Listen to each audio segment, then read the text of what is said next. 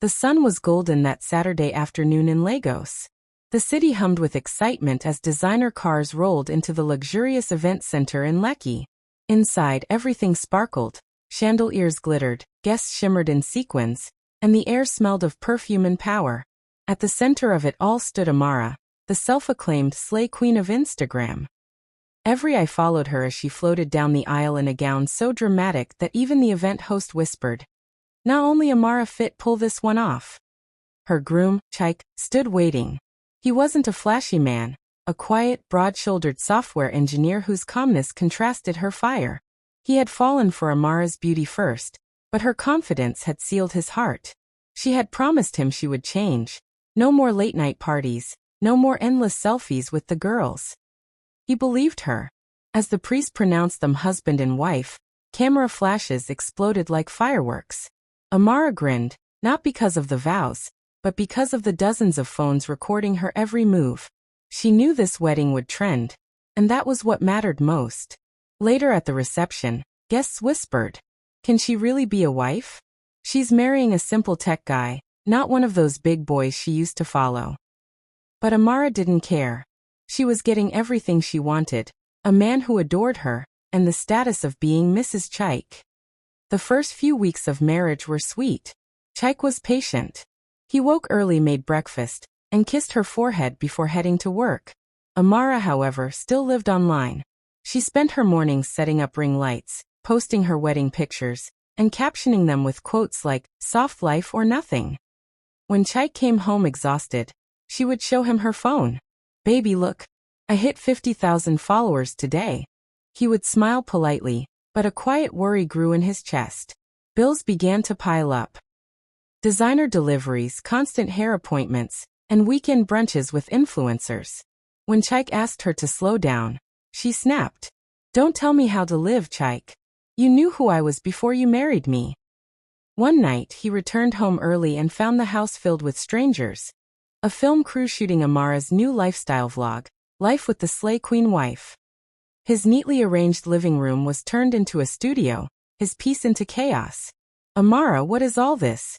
he asked quietly. "Content creation, babe. You should be happy. I'm building our brand."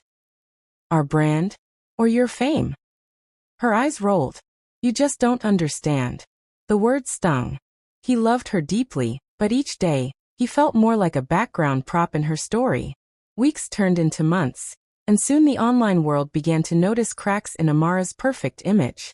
Rumors of fake sponsorships, unpaid collaborations, and her husband's frustration started spreading. But Amara refused to slow down. "Let them talk," she told herself. "I was born to shine." Still, sometimes at night, when Chaik had already turned away in silence, she scrolled through her old photos. Pictures of when she was just Amara from Enugu, a dreamer with no followers but plenty of peace. For the first time, she wondered if she had lost something bigger than fame. The turning point came one rainy Friday. Chaik returned home soaked after his car broke down. Amara was on a live stream, laughing with her audience about men who don't have vibes. When she saw him walk in drenched, her heart skipped. Guilt flashed for a second, but pride drowned it. Chaik didn't say a word. He just looked at her, at the bright lights, the phone camera, and the woman he barely recognized. Then he turned away and went to bed without eating. That night, Amara's followers asked in the comments, "Who's that man that just walked past you looking angry?" She laughed it off on camera. But deep inside, something cracked. The next morning, the silence between them was heavier than the Lagos humidity. Amara sat on the bed, staring at her ring. For the first time since the wedding, she didn't reach for her phone. She didn't know it yet, but her marriage, and her Slay Queen life, was about to collide in a way that would change her forever. The Slay Queen Wife. Subscribe, like, and turn on notifications. The drama is only just beginning. The rain had stopped, but the silence inside their home lingered like fog. Amara sat on the edge of the bed, scrolling aimlessly through her phone. Her last post, a short reel titled "Married But Still Glowing," had over 20,000 views. The comments were full of heart emojis and praise, but she couldn't feel any of it. Across the room, Chaik buttoned his shirt without saying a word. His face was calm, but the quiet was heavy. Are you going to keep ignoring me? Amara asked, her tone defensive. He looked up briefly. Amara, I'm tired of talking. You don't listen. Her heart twisted with irritation. You think I don't try? Everything I'm doing is for us. For our future. Chaik shook his head slowly. For us. Or for your followers. The words landed like a slap. He left for work, leaving her staring at the door, anger mixing with shame. She picked up her phone again, her comfort, her stage. Within minutes, she was back to smiling on camera, telling her fans about a new skincare routine. But deep inside, she felt a strange emptiness, one that no filter could hide. Later that week, things took a sharp turn. Amara received an offer from a popular lifestyle brand in South Africa. They wanted her to fly out for a week to shoot a promotional campaign. It was the biggest deal she'd ever gotten, worth millions of naira. When she told Chaik, his reaction wasn't what she expected. Congratulations, he said softly. But do you really have to go? Things are already tense here. Chaik, this is business. Do you know how many influencers would kill for this chance? He sighed. Amara, marriage needs time. You're never really here. She laughed bitterly. You just don't get it. I can't sit around cooking while the world is moving. I have dreams too. Chaik didn't argue further. He simply nodded and walked away, something he'd started doing a lot lately. The trip was everything Amara had imagined. Luxury hotels, bright lights, expensive meals. Her face was everywhere. On posters, on social media, even on a billboard in Johannesburg. For a moment, she felt invincible. But that feeling didn't last. One night, during a post-shoot dinner, another influencer, a bold woman named Zinzi, leaned closer and whispered, Babe, I hear your husband is angry about your lifestyle. You sure your marriage go last? Amara forced a smile. People love to gossip.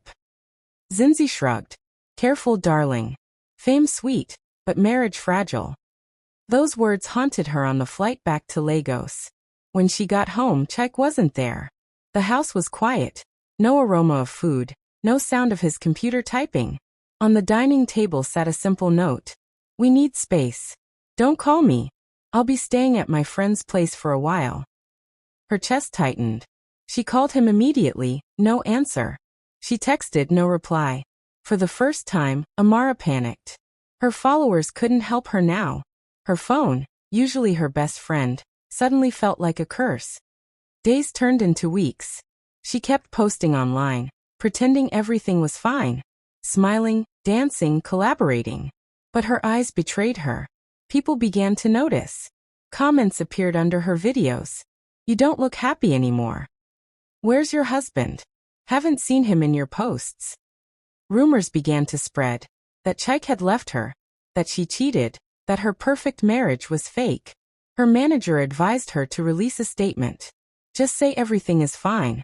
People love happy stories. So she did. She filmed a video in her pristine living room, flashing her ring. Hey loves. Ignore the gossip, please. My husband and I are doing great. Don't believe everything you hear online. The video went viral, but not for the reason she hoped. Sharp-eyed fans noticed the background. Chaik's clothes were gone. His favorite mug wasn't on the table. Within hours, blogs picked it up. Slay Queen wife's marriage on the rocks? Her phone wouldn't stop buzzing. The fame she craved now turned poisonous. One evening, Amara finally drove to Chaik's friend's apartment in Surulere. He opened the door, surprised. Amara? She looked exhausted. Her wig wasn't perfectly styled. Her nails were chipped. Please. I just want to see him. Chaik appeared from inside, arms crossed. Amara, you shouldn't have come. Tears welled in her eyes. I'm sorry, Chaik. I didn't mean to hurt you. I got lost. He sighed. You care more about strangers online than your own husband. Every time I tried to talk, you turned the camera on. I can change, she whispered. Please. He looked at her, conflicted. Change isn't a caption, Amara. It's a choice. She reached out, but he stepped back gently. I need time to trust that the woman I married is still there. Amara drove home slowly that night, her mascara running. When she got inside, she sat on the couch and stared at her phone. Notifications blinked. Comments, mentions, collaborations. She turned it face down. For once, she didn't want to be seen. Instead, she opened her gallery and looked at photos of her and Chaik from their honeymoon. The beach smiles, the laughter, the peace. Her throat tightened. She whispered to herself, maybe it's time I start living for real, not for likes. The next morning, she deleted every brand post and video featuring fake smiles. Instead, she uploaded a plain, unfiltered video. Her eyes were swollen, her voice soft. Hi everyone. I know I've built this image of perfection, but life isn't always that way. I've made mistakes. I hurt someone I love. This isn't content, it's my truth. The internet exploded again, but this time many comments were kind. Respect for being real. We all make mistakes. Stay strong, sis. It didn't fix her marriage, but for the first time in a long time, Amara felt honest. That night she didn't sleep. The rain returned, tapping on the windows. She whispered a prayer she hadn't said in years. God, if you give me another chance, I'll do it right this time. She didn't know if Chaik would forgive her, but she finally understood what Zinzi had said. Fame sweet but marriage fragile. And Amara wasn't sure which one she truly wanted anymore. Don't forget to like, subscribe, and share for more African drama stories filled with love, pain, and redemption. 2 months had passed since Amara's emotional confession video went viral. The world had moved on to other scandals, but her life still felt like it was standing still. The house was quiet, emptier now. Her followers had dropped by half. Most of her brand deals had been suspended, and her once busy phone rarely buzzed. Yet somehow she felt lighter, like the noise had finally left her mind. She had started volunteering at a women's empowerment center in Yaba. Not for content, not for likes, but to do something real. The center trained young women in small-scale businesses like makeup artistry, tailoring, and phone photography. Miss Amara, you're the influencer ABI? One of the girls asked shyly on her first day. Amara smiled faintly. I used to be, but you can just call me Amara. The girls laughed, warming to her. It was strange. They didn't see her as a celebrity but as someone human, someone reachable. That felt good. One afternoon, as she taught them how to film product videos using natural light, a young lady named Ifeoma approached her. Auntie, I watch your videos before. You day always talk say soft life only. But now you're here, working like us. What changed? Amara paused. For a moment, she didn't know how to answer. Then she smiled sadly. I learned that soft life isn't about luxury, Ifeoma. It's about peace. The girl nodded thoughtfully, and Amara felt something stir in her chest. The feeling of purpose she'd lost in the chaos of likes and brand deals. Meanwhile, Chaik had remained distant. He occasionally texted her to check in, but the warmth between them was gone. He had moved into a smaller apartment closer to his tech firm. One Sunday afternoon, Amara decided to visit him. She baked banana bread, his favorite, and drove there quietly, her heart pounding with nerves. When he opened the door, surprise flashed in his eyes. Amara, I didn't come to talk about the past, she said quickly. I just wanted to say thank you. For everything. You were patient when I wasn't. Chaik looked at her for a long moment, then stepped aside. You can come in. Inside, his apartment was neat, but simple. Nothing like the glossy chaos of their Lekki home. They sat opposite each other, the silence thick. Finally, Chaik spoke. I watched your video. The one where you apologized to the public. She nodded, fiddling with her fingers. It wasn't for them, Chaik. It was for me. And maybe for you. He exhaled slowly. I could tell. It was the first time I saw you again. Not the influencer, just Amara. Tears welled in her eyes. I want to fix things, but I understand if you're not ready. Chaik looked down at his hands. I'm not angry anymore. Just cautious. Love is easy, trust takes time. Amara nodded, her voice trembling. I'll wait. Even if it takes forever. They didn't hug or make promises, but something shifted. A quiet beginning where an ending once stood. In the weeks that followed, Amara focused on rebuilding her image the right way. She launched a small YouTube series called Beyond the Filters, where she interviewed everyday Nigerian women, hairdressers, nurses, market sellers, about real-life struggles. instead of curated perfection. The video showed sweat, laughter, and resilience. To her surprise, people loved it. Comments poured in. Finally, something real. This is the Amara we missed. Even brands began reaching out again, this time for authentic campaigns. Things that aligned with her new voice. Her manager, Ada, couldn't hide her amazement. Amara, this is powerful. You've gone from a slay queen to a role model. Amara smiled humbly. Let's just say I'm learning to be human again. But not everyone celebrated her comeback. One night, while editing a new video, Amara received a message from an unknown account. You think you've changed, but you still fake. Wait and see. She frowned, assuming it was just another troll. But within days, screenshots began spreading online. Old conversations between her and a brand manager, where she had rudely demanded double payment years ago. The blogs wasted no time. Slay Queen wife caught in old scandal. Has Amara really changed or just rebranded? Her chest tightened. Not again. Ada called immediately.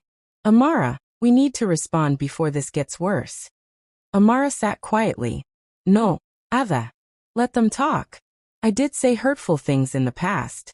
I can't delete that version of me. Then what will you do? She smiled faintly. Own it. She went live that evening, makeup-free, no ring lights. Her voice was steady but soft. I've made mistakes, yes. I was arrogant. I said things I'm not proud of. But I've changed. Healing doesn't erase your past. It just means you've grown beyond it. For a moment, there was silence. Then the comments started flooding in: support, understanding, and love. We see your growth. Nobody's perfect. You're inspiring. Keep being real. Amara felt tears roll down her cheeks. Not of pain, but relief. Days later, she received a text from Chaik. Saw your live video. I'm proud of you. Her heart fluttered. For the first time in months, she smiled from the inside. She typed back, thank you, one day at a time. And for once, she didn't post the screenshot. She didn't share the text. Some things were too sacred for the internet. By the end of that month, Amara hosted her first live event. Beyond the Filters, Lagos edition. Women from all walks of life filled the small hall. As she took the stage, she felt a rush of emotions. 3 months ago, she said into the mic, I thought I lost everything. But I realized that sometimes, losing what's fake makes space for what's real. The crowd erupted in applause. As the cameras rolled, she spotted a familiar face in the audience, Chaik. He was sitting quietly at the back, smiling. Their eyes met, and she knew that forgiveness had begun, silently, gently. That night, Amara stood on her balcony, looking out at the Lagos skyline. The air smelled like new beginnings.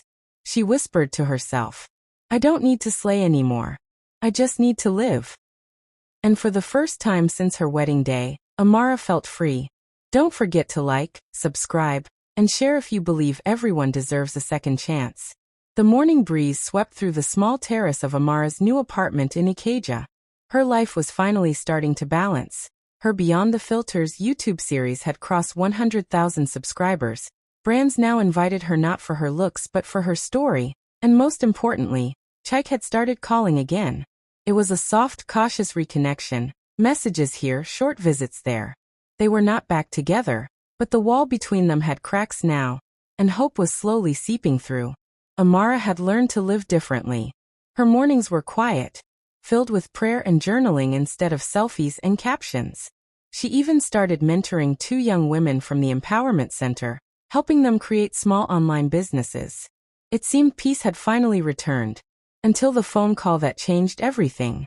It came on a rainy Thursday evening. Hello, is this Mrs. Amara Chaik? A calm male voice asked. Yes, who's speaking? This is from City General Hospital. Your husband, Mr. Chaik, has been in an accident. Her heart froze. The phone nearly slipped from her hand. What did you say? He was involved in a car crash on 3rd Mainland Bridge. He's stable but unconscious. Please come quickly. The world around her blurred.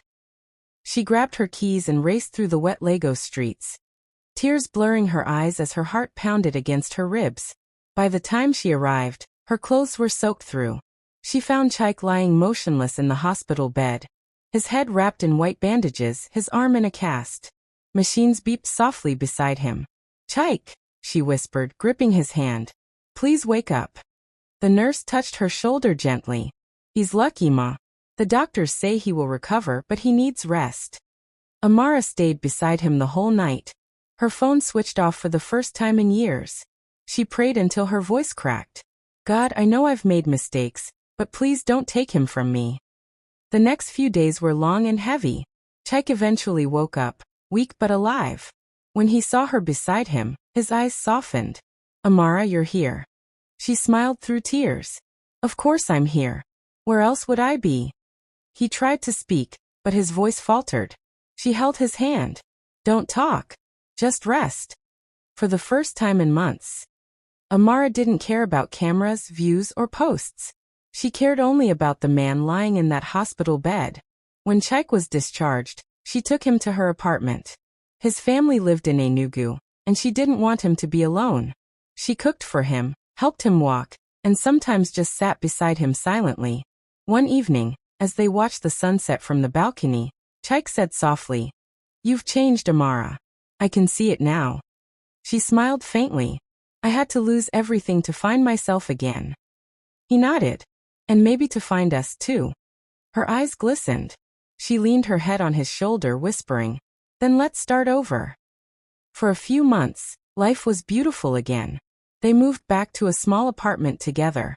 Amara continued her YouTube show, while Chaik recovered and resumed work remotely. Their relationship grew quietly. No flashy posts, no public declarations. Just laughter, shared meals and evening walks. But peace in Lagos never lasted long. One night, Amara's manager, Ada, burst into her apartment. "Amara, we have a problem."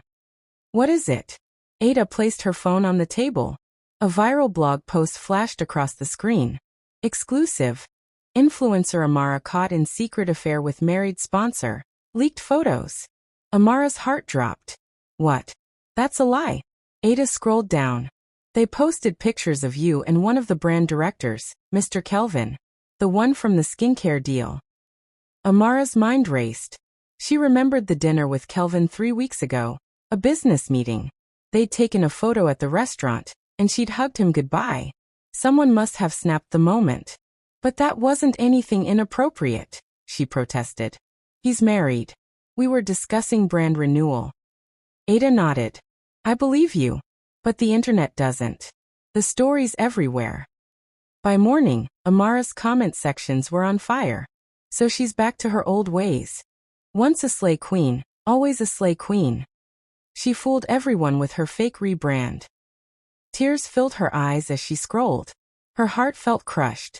When Chaik came home that evening, she couldn't even look at him. "I saw it," he said quietly. "Chaik, please, it's not true. I swear." He nodded slowly, his face unreadable. "I know you wouldn't cheat. But Amara, you need to understand. The internet doesn't care about truth. They only care about what trends." Her voice broke. "I worked so hard to rebuild myself. Now it's all gone again." He held her gently. "It's not gone. The people who matter will see your heart. Just don't lose yourself trying to prove anything." Amara buried her face in his chest and cried. But things worsened. Brands began suspending her deals again, saying they needed to review the situation. Some even demanded refunds for ongoing campaigns. The same public that once cheered her transformation now mocked her downfall. She considered posting another explanation video, but then paused. Maybe this time, silence would speak louder. For weeks, she said nothing. She focused on her volunteer work, visiting hospitals and teaching young women about online responsibility. Slowly, public attention drifted away. One morning, as she prepared to visit the Empowerment Center, she received a message from an unknown number. "We know the truth. The story was planted by someone close to you. Be careful." Her pulse quickened. She showed Chaik the message. "Who would do that?" she asked. He frowned. "Someone jealous of your progress, maybe. Or a rival influencer." But Amara's instincts whispered another name. Her former assistant, Lydia, who had left angrily months ago after Amara refused to give her credit for editing one of her viral videos. Determined to find out, she called Ada. "Can you check if Lydia still works with any agency?" Ada replied later that day, "Yes, she's working with Kelvin's PR team." The revelation hit Amara like a lightning strike. The same man whose photo started the scandal. It all made sense now. The leak wasn't accidental. It was revenge. Amara didn't confront Lydia. She didn't post about it. Instead, she chose Grace. She wrote a long, heartfelt letter. Not for the public, but for herself. "I've learned that silence can protect peace, but truth protects purpose. Fame is fleeting, but integrity stays. I forgive those who tried to break me, because broken glass can still shine." She sealed it inside her journal and closed it. The next day, she uploaded a simple video, not explaining, not defending, just encouraging others. When people lie about you, stay kind. When they mock your growth, keep growing. Let your life speak louder than your words. It didn't trend. It didn't go viral. But for those who watched, it touched hearts. One comment stood out. "You don't need to prove anything, Amara. We see you.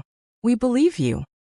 That night, Chaik made her favorite meal, jollof rice and plantain, and they ate together in quiet warmth. He looked at her and smiled. "You handled that with strength. I'm proud of you." She smiled softly. "The old Amara would have fought back online, but I think I've finally learned that peace is power." He nodded. "And forgiveness too." As rain began to fall outside, she leaned into his arms, whispering, "Maybe this is what the real soft life means." He chuckled. "Yes. Peace of mind, not filters." They laughed together, and for once, no cameras captured it.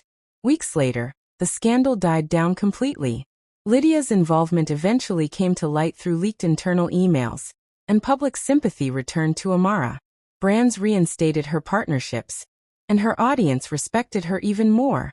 Not for her beauty, but for her grace under fire. Amara had survived another storm, but this time, she didn't just survive. She grew. Subscribe, like, and share this story of strength, forgiveness, and rebirth. The sun glowed softly over Lagos Island as Amara sat by the window, sipping tea and watching the city stir awake. The chaos that once defined her world had faded into a quiet kind of peace. It had been 6 months since the scandal that almost ruined her, again. But this time she hadn't broken. Instead, she'd built something unshakable, herself. Her Beyond the Filters platform had grown into a foundation supporting young women in content creation, small business management, and digital safety. What started as a YouTube series was now a nationwide movement. She was scheduled to speak at an international women's conference in Cape Town, her biggest invitation yet. But beneath the success, a quiet conflict brewed. Chaik had been offered a permanent position in Enugu, managing a new tech hub. It was his dream job, stable, well-paying, and peaceful. One evening, as they sat together on the balcony, Chaik finally spoke the words hanging between them. "Amara, I want you to come with me to Enugu." She looked at him, torn. "You know I love you, Chaik.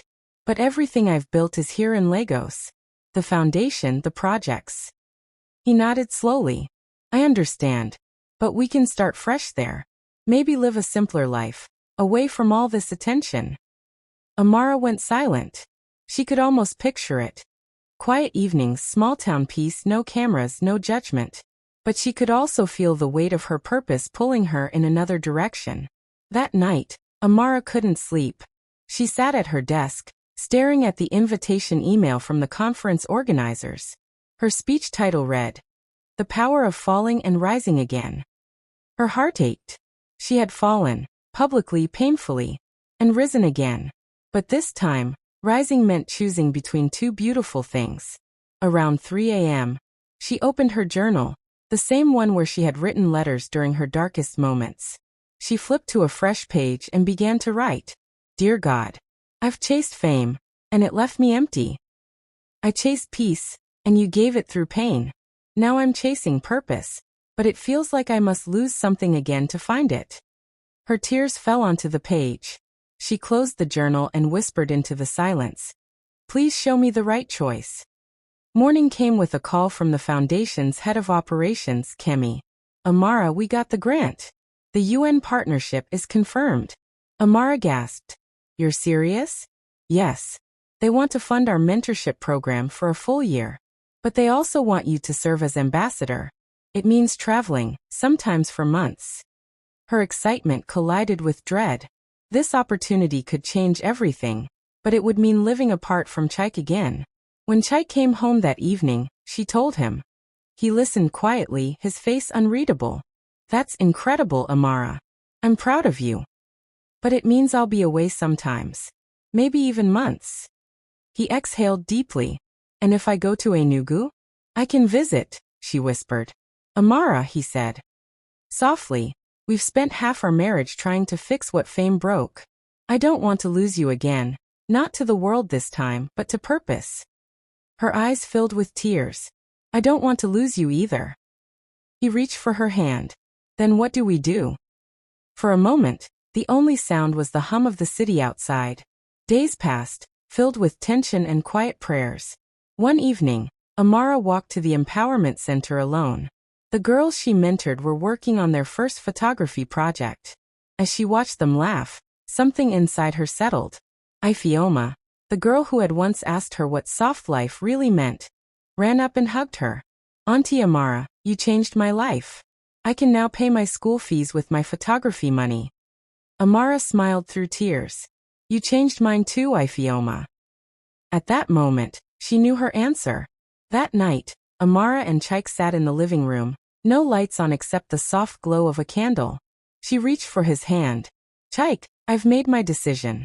He looked at her gently. Tell me. I can't leave the foundation. I know this is what I was created to do. But I also can't lose you again. So I'll find a balance. I'll work from Enugu when you settle there. And travel only when necessary. No fame, no spotlight, just purpose. He studied her face for a long moment, then smiled. That's the Amara I fell in love with.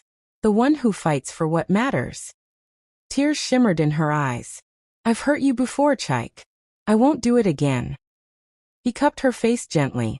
We both hurt each other. But love isn't about perfection. It's about staying when it's hard. They leaned into each other, foreheads touching, hearts steady. A month later, they moved to Enugu. Their new home was small but beautiful, surrounded by hills, quiet roads, and warm smiles from neighbors. Amara's work continued. She traveled occasionally, gave talks, and mentored hundreds of young women across Africa. But she always came home. To peace, to Chaik, to love. Her YouTube channel became less about trends and more about truth. Her final pinned video simply said, the real glow-up isn't beauty, it's peace. The real fame isn't followers, it's purpose. And the real slay queen is the woman who chooses love without losing herself. 2 years later, Amara stood backstage at a women's summit in Nairobi. Her speech was minutes away. She checked her phone. A message from Chaik appeared. Go shine, my real slay queen. I'm watching the live stream. She smiled, clutching the phone close. When she stepped on stage, the crowd rose in applause. The woman who once lived for the camera now spoke for a cause. Her voice rang out strong and clear. My name is Amara. I was once lost in filters, fame, and fear. But I learned that every fall can become a seed, if you let it grow roots in truth. Don't be afraid to start again. Sometimes, the woman you were isn't who you were meant to be. The audience stood, clapping and crying. And somewhere, watching on a laptop in their quiet Enugu home, Chaik smiled proudly. Amara had finally found her balance. Love, peace, and legacy. Not competing, but dancing together in harmony. That night, as her flight returned to Nigeria, she gazed out of the airplane window at the glittering city lights below.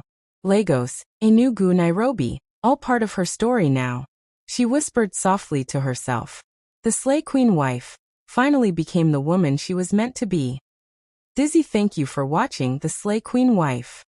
If you believe in second chances, forgiveness, and growth, hit subscribe and turn on notifications for more powerful African drama stories that heal, inspire, and transform. Red heart comment below. What does soft life mean to you now?